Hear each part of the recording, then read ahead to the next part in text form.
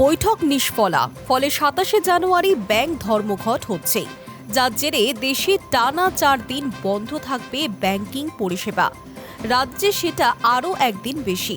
প্রভাব পড়তে পারে এটিএম পরিষেবাতেও, কারণ ২৩শে জানুয়ারি নেতাজি জয়ন্তী এবং সরস্বতী পুজো, ২৫ রবিবার, ২৬ সাধারণতন্ত্র দিবস আর ২৪ তারিখ মাসের শেষ শনিবার বলে এমনিতেই ব্যাংক বন্ধ থাকছে।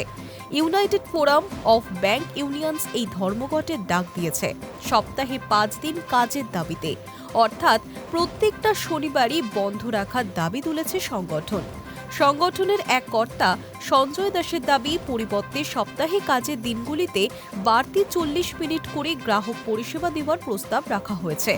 কিন্তু এতে রাজি নয় ইন্ডিয়ান ব্যাংকিং অ্যাসোসিয়েশন।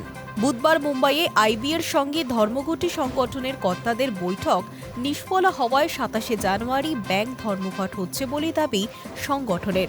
এই সময় অসংগঠিত কর্মীরাও ধর্মঘটে সামিল হবেন। আউটসোর্সিং থাকলে এটিএমে টাকা নাও মিলতে পারে, তবে অনলাইনে লেনদেন চলবে। বর্তমানে রবিবার বাদে মাসের দ্বিতীয় ও চতুর্থ শনিবার ছুটি পান ব্যাংক কর্মীরা, কিন্তু অন্যান্য বেশ কিছু আর্থিক এবং সরকারি প্রতিষ্ঠানের মতো ৫ দিনের কর্মসপ্তাহ চালু করার দাবিতে কর্মীরা দীর্ঘদিন ধরেই সরব।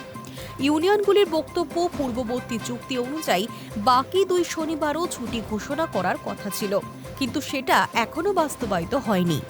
High news network.